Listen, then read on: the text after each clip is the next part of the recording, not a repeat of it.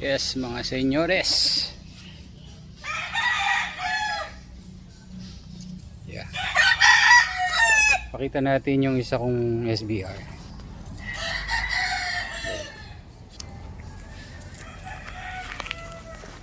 Yan.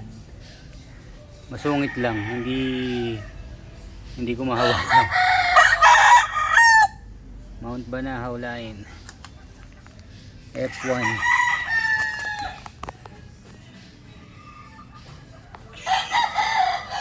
Angry Bird. Oh. Bagay na bagay yung itsura ng mukha nito sa ugali niya. Ayan, ang mukha niyan Angry Bird. Angry, oh, laging galit. Talagang angry, oh. Tapos lagi din galit sa akin. Hindi ito pwede sa maiksi ang pasensya. Buti na lang medyo mahaba ang pasensya ko. Ang sungit, hindi pwede hawakan.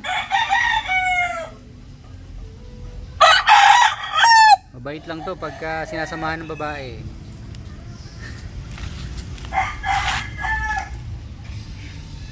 F1 to. Ito yung una kong palabas sa SBR. Kung hindi lang maganda ang katawan mo,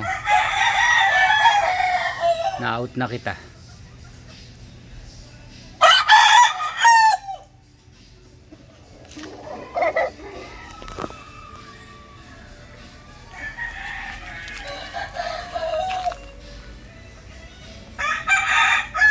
Yan.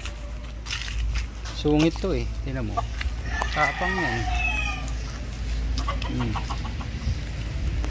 Pero kasi ganyan po talaga ang linyada ng Mount Banahaw. Parang karamihan sa kanila man fighter talaga. Yan ito. Si Boy Angry. Laging angry. Tingnan nyo ang mukha nito, oh. Sobrang angry.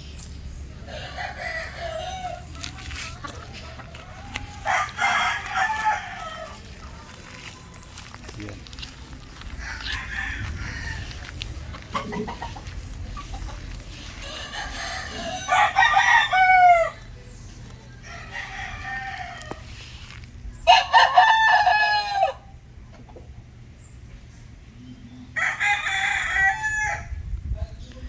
Ang ganda po kasi ng body shape nito. Ganda ng hipo. Kung alam niyo yung sinasabi ni Sir Lancy De La Torre na pag hinagod mo yung likod niya tsaka yung sa may balakang, wala kayong mahihipong puto. Ito siya. Ang ganda talaga ng nito. Ang ganda ng balakang. Yun lang ang pintas ko dito, matapang nga. Man fighter talaga.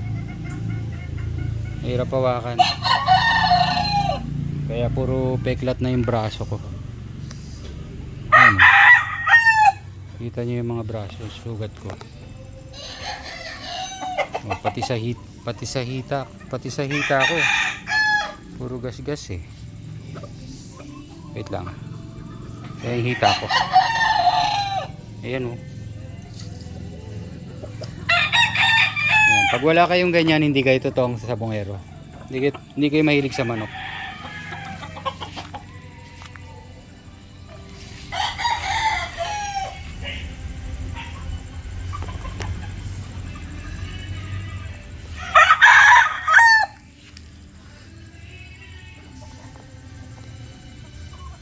Super brown red.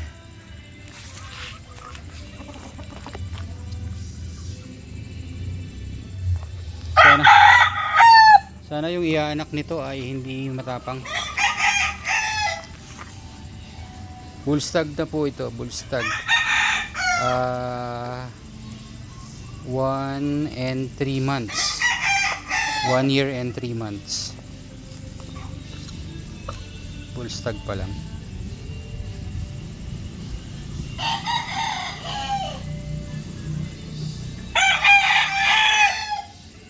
Sa SBR ko din po ilalagay.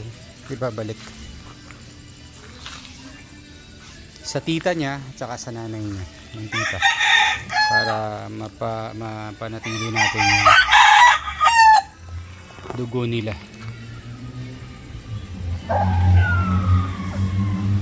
Alright. Yan mga senyores. Okay, thank you. Yun lang po. Magandang araw and God bless everybody. Until next time.